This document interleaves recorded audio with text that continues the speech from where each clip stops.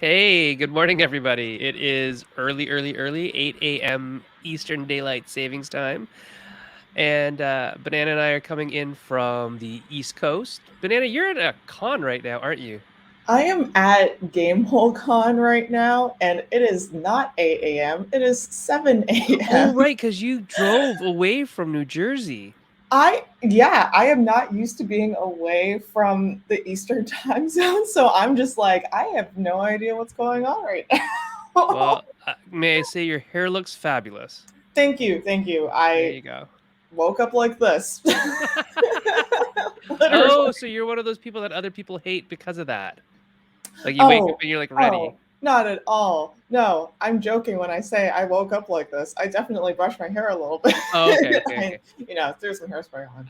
I don't know. I don't know how any of that works. So I have like almost no hair, so it's like Yeah. I just roll out of bed and this is the way it looks. Because I do not care about that. So yeah, let's chit chat about pitching and publishing and things like that.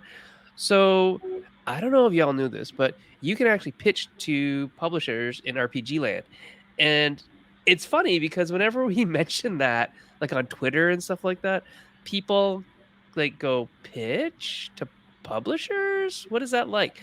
And I think it's because RPGs by historical nature are a lot of, DIY projects. Like a lot of people just print their Mhm. own things. Books are easy to print in a lot of ways compared to say a board game where you have to like get parts and ship them over and have big boxes and things like that. Um and so publishers or relationships with publishers to get your product published, I think are a lot rarer on the TTRPG side of things. Would you agree, I Banana? agree. Yeah, I think that in the TTRPG space, things function, and don't get me wrong here, they are very professional. Things are very professional Oh here, yeah. but they do function on handshake deals a lot of the time. I've noticed, and in board games you see that as well, but less so. And because of I think the amount of work that happens in TTRPGs, there's like just tons of work, right? You have like tons and tons of writers that that go into projects. I think that sometimes people forget that oftentimes it works best if you have a contract, and it's sometimes like great if you have like a pitch if you're going to like talk to a publisher or something like that. Um, and also if you're like just breaking into the industry and you like want to do something, it's nice to just have a pitch deck or like just to talk to a publisher about like what your big idea is. Hmm. I think that there's a lot going on, a lot to unpack there in terms of handshake deals and all that kind of stuff. That and the board game side of things isn't, you know, altogether. They're not super professional either. They're No. professional, but like it's there, and there definitely is a much more professional side to board games. Once you get into mass market, which is like Mhm. another league, in terms of contract and money and all that kind of stuff. Mass market is like, you'll sell 10 times as many or 100 times as many copies. And RPGs have always been sort of, unless it's, you're the dragon game or maybe even Pathfinder, you're not selling the numbers that people think require that level of professionalism. However, we've just seen games like Avatar Legend destroy, numbers on Kickstarter. So maybe there's the possibility. And so, professionalism, contracts, all that kind of stuff, I think are needed in all spaces because they really just protect people, Yeah. um, from each other, from the future, from the past, from all the things that could possibly go wrong. That's what a contract really for. It's an agreement between you and the publisher to do this job together at some level. And a lot of times they're between friends like myself and you. We make contracts between each other. They hold us accountable to each other, but we're also able to be flexible. Like, hey, I'm not going to meet that deadline. What do you think? What can we do about that? Right? Oh, we'll just extend the contract. Right? That happens. But we often actually pitch to other people. How does that work? What do we do? Um, what's the most important part of making a pitch to somebody else? That's not Yeah. us making it to each other. "Hey, son, wanna make a game?" Yes, Um why, yes, I do. I'm never gonna say no to that. Yeah, I think when we're talking to other people, usually what happens is we have, well, first of all, because it's a collaboration, we talk to each other and see if, like, it's a good idea, first of all, and like what fits, right? So, if we're talking to, for example, Evil Hat, like there are some games that we would not go to Evil Hat for, right? Like we wouldn't go to them for like something that's like a weird experimental game that has like um, cards and I don't know chits and like tokens or something like that, right? But we would definitely go to like for example, Hunter's Entertainment if it was like something that was like weird and experimental and like requires like various components. Um, so we think about like who the publisher is first of all and try to pair it with what the game is, and then from there we build out a deck. So we have a deck that like a and I say deck, I mean like a PowerPoint deck or like a Google Slides deck or Mhm. whatever you prefer to use. A pitch deck. A pitch deck, yeah, Yeah. absolutely. But we And could use Prezi and make it, like, or Prezi, rotate. ooh, a fancy Prezi presentation. I feel like Yeah. more people need to use Prezi for sure because it's such a cool, like, it looks cool. So I'm Um, always zooming in, always zooming in, always zooming yeah, in. right? Deeper down So the rabbit hole. definitely yeah, so, like, definitely, like, just making a presentation. I think that, like, the first slide should just be like, "What is this thing? What is this game that you have envisioned?" And, that could just be, like, the name, who's involved, what's the player count, and, like, a cool background image that you think best represents your game. And then the next thing is definitely like a pitch, right? Like a 2 to 3 sentence summary.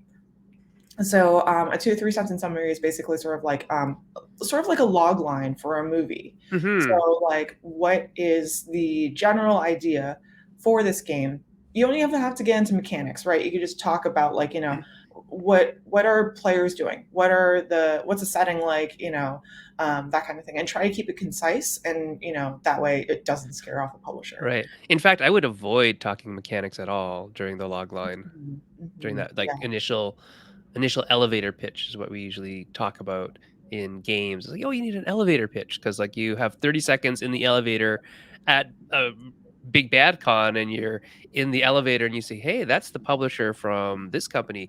I would like to talk to them about my games.' What are you gonna tell them before they have to get off in, like, a floor or 2, right?" So right, absolutely. Yeah, and then after that, definitely you can go into like the mechanics, you can go into like the other stuff that you want to get into. But I would say like keeping it between like 4 to 5 slides is a good number, just so it doesn't, get too intense in terms of the pitching. Because, you're still not uh, fully done with your project, right? So it doesn't have to be too long, and making sure that the slides are still like um, not immersive. What's the word? Where it's just like it looks engaging. It looks oh, engaging. there you go. Looks engaging. Yeah. It's visually engaging. Yeah. Yeah, so it's not just text. It's got some thematic immersive elements to it, pictures, maybe like talking about the character sheet or things like that. So a lot of times, and I've noticed this, that a lot of RPG designers will be like, "Well, I can't really pitch because you kind of have to play it to understand it." And while that's true, how are you gonna hook somebody to get them to even play? That's really what the pitch is. So when you're pitching to a publisher, and we do this often, and it might be speaking from a position of privilege where we've, got a couple published games, or people know us quite well, or we know the person personally, the pitch person we're pitching to personally, where we can just say, "Hey, we got this game about X. Would you be interested in hearing about that?" And usually it's a let's give that a look. Sometimes it's like, sorry, our plate is real full, or our queue is full until 2024, or we're working on our own personal stuff right now. Sorry, we're not publishing other people's stuff." But you can still talk about it. And I think Oh, yeah. that's like everybody on Twitter talks about the games they're designing. You can Mhm. do that with a publisher too, and it's really no skin off of your nose to do that.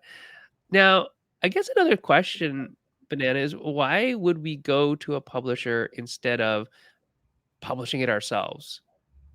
Why is that? Oh Why do we do that? gosh. Self-publishing is so much work. I think that's one of the key things, right? Like, do you want to take on the responsibility of doing all the publishing yourself? So when you think about self-publishing, you have to take into consideration, not just putting it onto Kickstarter and hiring a bunch of artists and like making sure that this thing gets published or printed in whatever format that you're going to publish it in, but also thinking about like you know marketing and getting it out there and like also just like what if you are manufacturing like a weirder game? What if it's not just a book or something like that? What if it has cards? What if it has like, various components? You might need to talk to a printer and a manufacturer overseas or something like that. What if you are talking about like, distribution and, shipping logistics and all of that stuff? It might be better to talk to a publisher in that sense. And especially if you're like doing something big, like if you wanted to go for like a larger audience, then it might be good to like talk to a publisher versus like trying to do it yourself. Right. So like a zine or something like that, you can do that yourself real easily, right? You could have those printed up locally, hand bomb them into the mail, you're good to go. And that's even at high volumes of number. You're just going to be making lots of trips to the post office or getting stamps.com and having people pick up at your house. The not every person you're sending to, but the mail person will pick them Mhm. up from your house. So there's ways around that. You can deliver digitally through like itch.io or even just through drive through. But if you're going for something like a full-on box set, perhaps publishers who have dealt with logistics of international shipping and production in foreign countries and know to put the right labels on the right thing, they can save you time and effort and money and mistakes. So Yeah. even something as simple as my friend got their book printed in China and they thought because they were selling it out of Canada that they didn't have to put the made in China like label on it.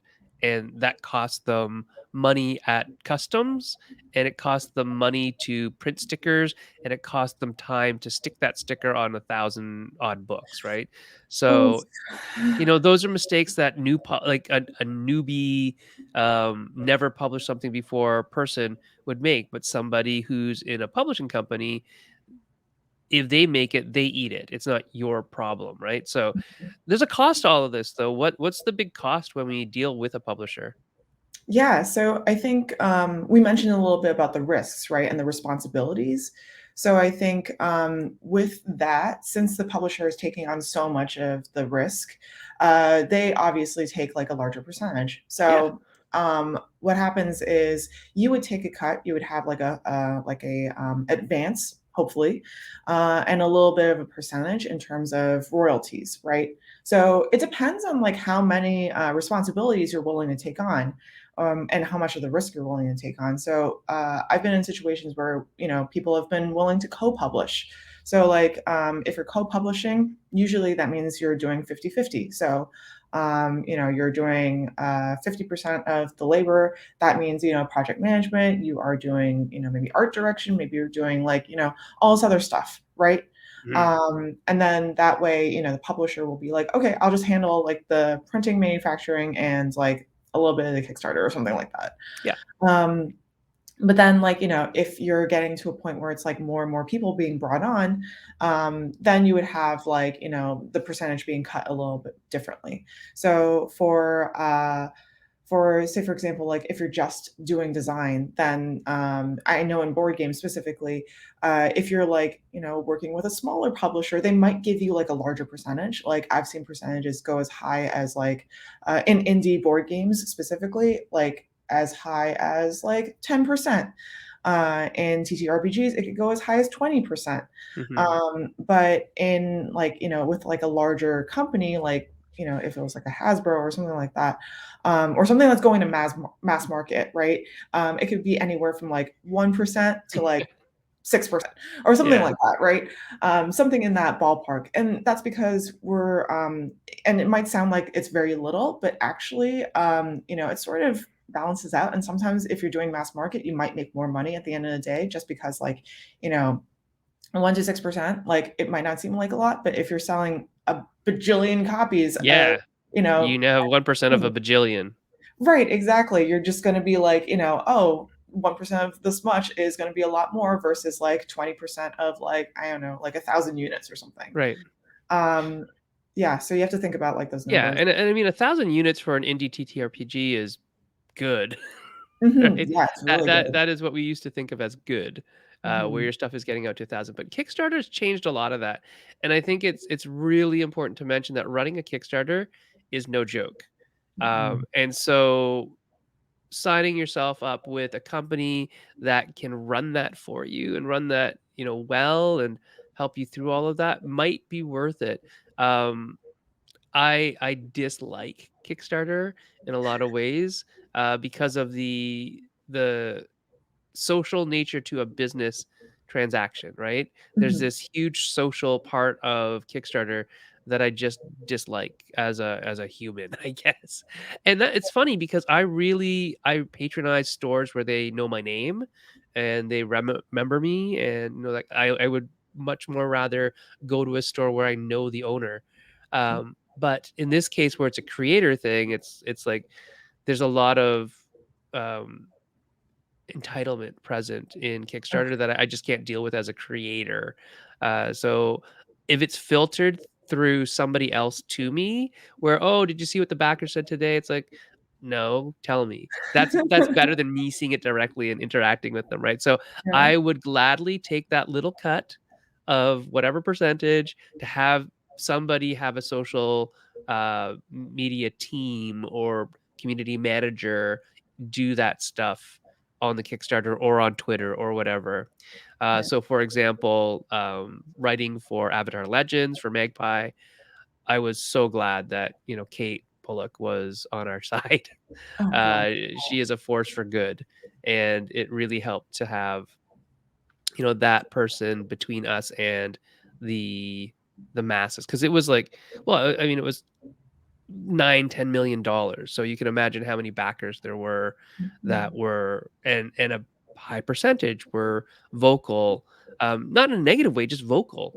There were mhm. definitely some people who were negative in vocal in a negative way, but and you're more likely to get them the bigger your campaign gets, right? So there are people who have actually gone out of business because their Kickstarter was so successful, Oh right? god, yeah, because people don't think about shipping and, Yeah. like, all these other things that happen. And Um, how one mistake can sink you like a yeah. sticker that says made in China. Yeah. If you have very little overhead or if you have no time to do it yourself or, Mhm. that kind of thing. So, a lot of people are like, well, you should publish it yourself. You'll get 100% of the monies. And I say, yes, but then I have 100% of the problems. Like, it's Oh like a god. more money, more problem situation, right? Yeah, Um, exactly, yeah. yeah. And sorry, just to go No, no, backtrack no. Go ahead. a little bit, like, when I say shipping, I actually mean, not shipping just to backers, but also shipping from, the manufacturer to you, Oh, and yeah. storage and warehousing and, all this other stuff. And that's huge right now. So there's a lot of problems currently in the shipping pipeline, which leads to a product pipeline issue, which leads to a materials issue.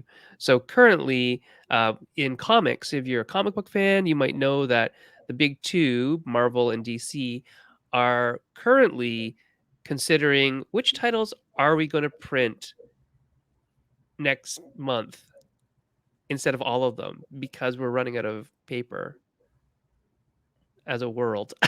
on That's a so world scale, harsh. Oh my right? god. So think about stuff like that. Um, the shipping situation with the containers going to and from China Mhm. and the COVID backlog and all this kind of stuff has made it so that shipping a container, a 40-foot container used to cost around $3,000, $4,000 maybe to ship it. It's up to anywhere from $21,000 to $32,000. So we're talking like 10 times as much to ship it. So prices will either go up, or if you only have like a half a pallet, not a half a pallet, but a half a container of stuff or a quarter of a container of stuff, you might need to have some savvy person who understands logistics to Mhm. get that stuff to where it needs to go. So there's so much more than when you're going into volume, when you're going into like a deluxeified product, remembering that it's really hard to actually print good books en masse in certain countries. The technology just doesn't exist, or it's real costly. I've heard a lot of people, publish in Russia actually, because apparently Oh, Russia has really good book publishing. I don't know. wow. That's I'm good not a to publisher. know. Yeah, it is good. I'll look I'll into have to find out who that. said that because it was like, really, that's really interesting. Because I'd be Yeah, fascinated to know, like, well, then how do you get stuff and all that yeah. thing. Um, so let's go back to the actual pitching process because we got a little Oh, bit right, sidetracked yeah. there. Yeah, yeah, We're yeah, going way off topic. And if you're watching and you have questions, please do put them into the chat, and we'll get to them as they pop up. I guess it's 8:30 a.m. where we are, and it's like 5:30 a.m. On the West Coast. So if you're watching out there, hey, you're awesome because it's early. It really Um, is. yeah, yeah, yeah. Um, so we've done some research on who to publish with. Mhm. We've contacted them through like a you know some professional way, right? Be professional. Yeah, yeah, So through an email is probably the most professional way to do it now, yeah. because you can't handshake people when you have virtual conventions right now. So, Right, right. I mean, as the world opens, it'll change a little and get a little easier.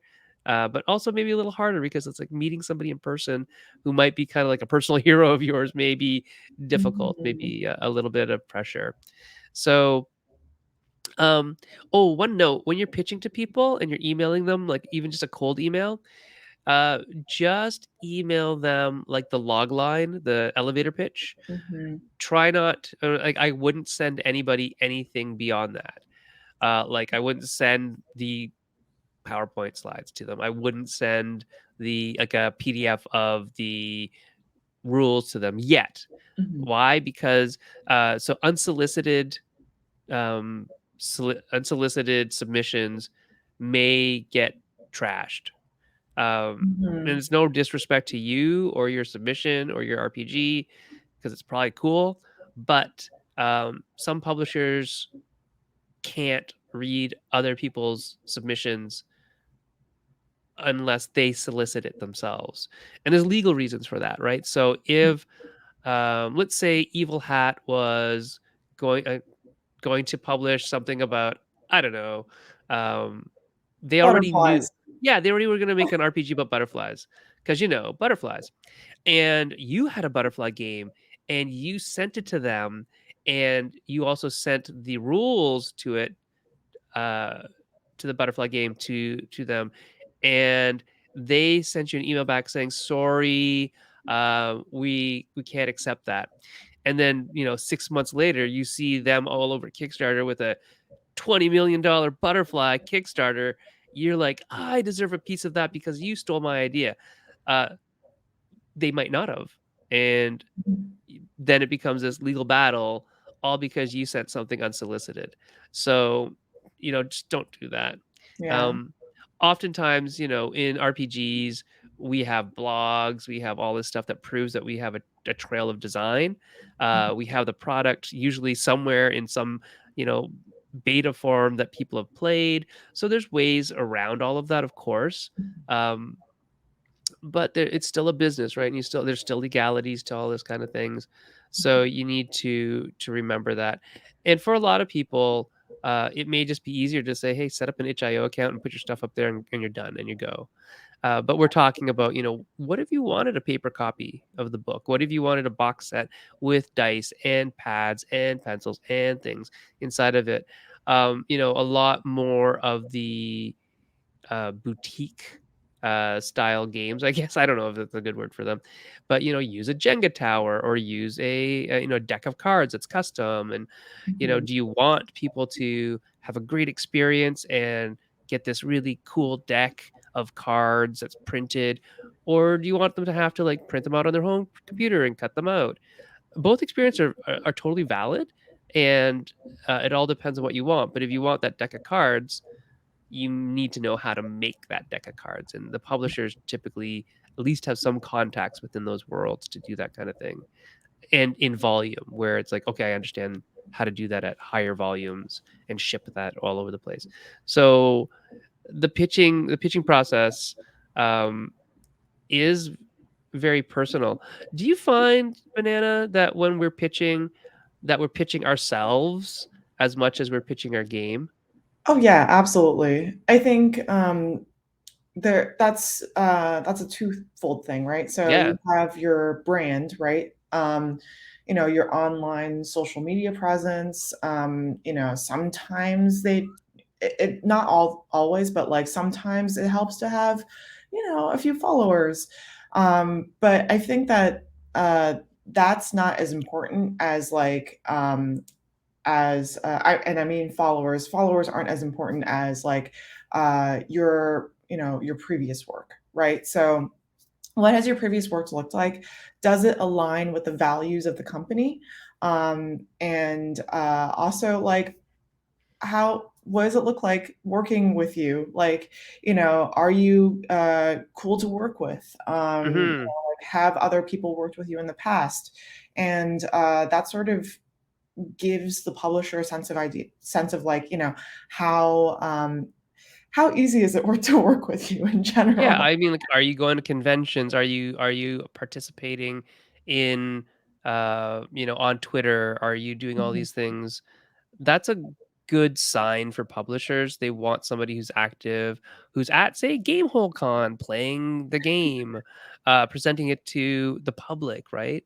Mhm. Doing that part that earns them that percentage, or that, above and beyond the writing part of it all, right? The Yeah. creation part of it all. But also, like, definitely if you're able to hit, like, certain deadlines and goals Mhm. and, like, just ready to, like, put your baby out there instead of, like, being very precious with it, I think that's something that publishers look out for too. Yeah, yeah, and if you're able to take feedback, right, and then Yeah. give feedback to them, like, a lot of times you'll hear this, "I just put something out there so I can react to it." Um, all they mean is, like, "I need to see something in order for me to give you feedback, and then I'd like you to take that feedback and do something with that thing to improve it," right? Because Mhm. I think there's a lot of, and this is a very different thing than board games. Not very different, but still quite different in terms of volume and creative control over things. So Mhm. I think, with having feet in both worlds, both of us, that RPG writers tend to be, like you said, a little more precious about their creation, because a lot of it is like world building and lore and stuff like that, that is super important and does matter, and doesn't really um well, it's not it doesn't, it is actually a selling point in terms of, some people just read the books. They never play the Mhm. game, but they'll read the books. And so it's really quite a different thing where, um, yes, some people buy board games and don't play them because they leave them on their shelf until they're ready to play it. If they played all the rest of the board games that they've collected. Um, but the ownership over the lore and stuff doesn't seem to be such a thing. So giving up creative control on the side of a board game seems very different than in a tabletop RPG. Have you found that as well, Banana? That RPG writers are a little more precious about things, and how do we get over that hump if we're getting feedback from editors and other people? Yeah, I think so. So, Bit of background about me. I went to art school, Yeah, and I got over that hump fast because in that's art all art school, school is. yeah, so you sort of just have to, like, keep producing for classes and, like, meet those, homework assignments, and then be ready to face, like, the peanut gallery that is your class that will critique your work, and also the teacher, right? Usually the teacher is like, or at least in my case, like I remember my classes were a lot more brutal about my work versus the teacher themselves in most Right? instances. So I feel like that sort of translates into the work that we do in here, right? Like in games, where other people are bound to be like, there's something wrong with your game. I don't like it, right? And that's something that's just going to happen. Like, you're not going to please everyone with your game, but as I think it's better to have something that you've made out there in the public versus keeping it to yourself and like being really nitpicky with your own work and just like releasing it out there, just like get it out there, and that way you can move on to the next thing Mhm. because most likely if you're in this industry and you want to make games, you're probably not going to work on just one game. You're probably going to work on like a series of games, hopefully. So, yeah, I think that keeping in mind that mentality of like, just try to get the thing out there and try to, get your game out there into the world. That's if that's your intention. That could be more important than like, trying to fix things over and over and over again. Yeah. And just wanted to quickly circle back to the point you made about being professional in your activity online and all that kind of stuff. It is like a job interview. Like when you're pitching to somebody, they're going to look at your stuffs, at your socials, to see if you align with their company values. And you should do the same to that company, right? You don't want to make a deal with a company that you realize later is, oh my gosh, they're a bunch of neo Nazis. Yeah. Um, which is unfortunately entirely possible in the Yeah. realm of, Dungeons and Dragons. Um, not Dungeons and Dragons specifically, but RPGs, right? They're RPGs, everybody likes them. Lots of people play them. Yeah. And it doesn't mean that everybody that plays them are cool. Just because, we have this real weird notion that people who like the same thing that we like are cool, right? As humans, that's the way we are. We're wired to think that way. But no, not everybody is cool just because they like, RPGs. So just be aware that there are companies out there that you probably don't want to publish with because you don't agree with their stance on things, on either side of the fence, right? So, um, what else is there about pitching that you need to know? What do you think? Hmm. I would say maybe thinking about the components of what the game is, definitely like, making sure that the publisher knows the components, how long it's going to take to Oh yeah, play the page count. game. Yeah, page count, roughly. You don't have to, go too much into it. Yeah. Um, and also thinking about the audience that you want to Hmm. make the game for. So that way the publisher knows what you're, setting your expectations at. I think a Yeah. lot of the time, like when you're pitching to a publisher, it's about expectation setting, right? So you're trying to tell them, like, this is going to be a weird series of games. Let's try to work with this if you're interested. If it's too weird, that's totally fine. Here's some other games that might interest you. So I think that's sort of like a thing that we need to convey when talking to other publishers. Yeah. So in on the board game side of things, we use a lot of sell sheets and pitch decks and things like that as well. And a Mhm. sell sheet really is just a one pager. It's one page. It has the title of the game, the log line or an elevator pitch, the component list because it's really important that the publisher is able to um, price out the game in their head as they're looking at it, going, "Oh, that'll be about a you know 29.95 game." So we need to make it for this much money, or it's usually vice versa. It's like, oh, looking at the components, it's going to cost this much to make and ship. So it needs to have an MSRP of this. Is this worth that cost? Um, I think board games are a lot more of a product in the end than RPGs are. RPGs are seen a little more as like an art form and a book and literature and that kind of thing, which is good for them actually. But yeah, we have we have that one pager that does a lot of that. Maybe goes over the key points of the rules, not every rule, just like the most important one hook. Call it a hook of the rule book that will make somebody say, "Oh, I need that game in my life," right?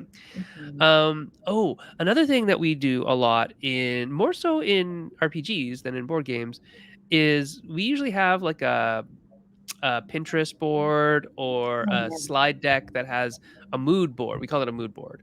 Um, where we collect pictures of things that inspired us to make this game, or we are making the game and go, oh, that would fit in this world, right? So, for example, for Jiangshi, we had a lot of art from like Ben Templesmith and art from like horror style artists. Different not fan art, but just like people from Deviant Art and ArtStation who had drawn, Jiangshi in different forms. We kind of take those and put them on a mood board, colors, color palettes. Oh, it Mhm. needs to well specifically for Jiangshi, it needs to be there needs to be lots of red and there needs to be lots of gold. I mean, that's just the cultural stuff of that. And then yeah, we had lots of photographs of people in period costume so that if an artist who wasn't us had to go look at something, they'd know, oh, that's the period of time. It's not any person from China; it's China from this time, or American Chinese immigrants, like Mhm. people who immigrated from China to America and Canada at this particular point in time. This is what they may have worn if they weren't wearing Western clothes, right? So lots of that kind of stuff. Oh, we have some I have a questions. couple We of have some questions. questions. Oh, I Yeah. have a lot of questions. All right. So the first question is Banana. If someone was writing a hack of a game, do y'all suggest proposing it to the company who supported the initial game or just let the designers know? That's a good question. I think it depends. So if it is, so for example, I would say like if it's like a PBTA game, right? I would, and it's like bound to go like, bigger than it will be, right? I would love definitely like, talk to um, Meg and Vincent Baker and be like, hey, like, is this okay? Like, what do you think about this? Like, if it's using like a system sort of like that, where the designers are easily accessible, I would definitely ask them. But if it seems like it's something that's like it's attached to a company, so if it's like, I don't know, 5E or something like that, and it's like going to be very much like system oriented and very much like within the WotC brand, you might have some issues there. So like or some conflicting issues there. Like even if it's especially if it's like you're diving into lore and like diving into like specific things that are specific to D&D. Like I would definitely try to talk to the company about, but of course it depends, right? It always depends on like um oh, we have a 10-minute warning. It depends on like who's like the person in charge, right? So Yeah. doing a little bit of research on that definitely helps. So there are documents for a lot of these things called SRDs, Yes. or like for PBTA, Vincent and Meg have been super generous to the community, and you can go read it up on their site and Lumply Games about what you can do with PBTA, which is literally kind of almost anything because they've allowed you to do that. Um, Without financial recompense and all that kind of stuff. But if you know them or if you want to get to know them, you should probably reach out to them and say, "Hey, I've made a game using PBTA rules. I was wondering if that's cool." And 99% of the time, they're going to say, "Yeah, I mean, did you read the SRD? It says you can do whatever you want." But even things like Aegon, which is a system I love, um, that it says it has a very specific SRD of what you have to do, what you can't reproduce, what you can reproduce from the system, all that kind of stuff. Because what a lot of it is to protect the product, the initial product, without constraining your ability as the designer or as the hacker or whatever to do something cool, right? So with Aegon especially, it's like please don't reproduce any of the rules from Aegon in your stuff. A setting book is really just about how do you manipulate the rules that are in Aegon to fit that specific setting, and that's really important. That's a great question Yeah. because so many people are hacking things, and so many things are eminently hackable and allowed to be hacked. As long as you give proper attribution as well, that's all that a lot of people want. Is like just tell people where the source of this system was from, so they can go look at the original source, or it's also something that just morally right to do in a lot of ways. It's like recognize the shoulders of the giants that you stand upon, right? Moving on. Oh, how different is it to pitch an RPG versus a board game? That is a good question. I'll take this one because I work in board games, Do I think a little it. bit more than Banana does. So board games are different because you have to probably play the thing to understand how it works. Whereas RPGs don't necessarily even have to work. That's weird. I don't mean that they don't have to work, but if a part of an RPG doesn't work for a player or a group because they just don't like that rule, what do? They get rid of it. They replace it with something else. RPGs are more of like a toolbox to have an experience with, right? So a setting and some rules and some pre-gen characters, and that's it. And there you go. It seems like I'm not like belittling RPGs because I love them. I just think they're much more flexible and don't necessarily have to mechanically be as rigid or robust is a good word in order for it to still be a good game. Whereas board games have to work because if the rules don't work as written, there is no game master to make something up on the fly. And so if the rules don't work as written, you don't have a game. And that is why, pitching a board game is slightly different in that way, that it will get into the mechanics much faster. It will have to talk about, how does this play? Can we play it? Let's play right now. So a lot of my pitches are going through a bunch of shell sheets saying which ones you want to see. Then we show them in order of preference, the ones that they want to see. We have it set up. We play a couple rounds and they say, oh, let's move to the next one. We don't like that one or whatever. Or, yeah, I'll consider it. Let's move to the next one. And then the one that hits is the one that let's play all of this. We want to play the whole game. And then, we work on that one. So I think that's really the biggest difference. The rest of it's pretty similar. Like you need to hook them with a elevator pitch or log line. You need to give them lists of components. You need to tell them some brief rules, and then they'll say, "Oh, that sounds interesting. Tell me more." Right? You want to, in all cases, establish like a communication pattern with these people, the publishers. You want them to be interested. You want to pique their interest so they ask you questions from a standpoint that they want to know more, not that they're questioning the veracity of your thing. Like that won't work. Why do you think that'll work? No, it's more like, oh, that sounds really cool. Tell me more about that. Or how about you show me what that is, right? And a lot of pitching in RPGs and board games is that's a good kind of overall heuristic of show versus tell. You want to show more than you can tell. You can show so much more than the words allow you to tell within like a single sheet or a couple slides. So that's real important. Let's get to the last question that's here because we're running out of time. Here we go. Question, Banana. As a POC, pitching content, person of color, pitching contests based off one's culture can be intimidating when your publisher is not a person of color. Are there any tips to help keep your cultural nuance intact? What a great question. What do you think, Banana? So we could use Jiangxia as an example here, right? Yeah. So I think the core thing that we wanted for Jiangxia was um, to make it so that it keeps family in mind. So the core of the game is family, right? Yeah.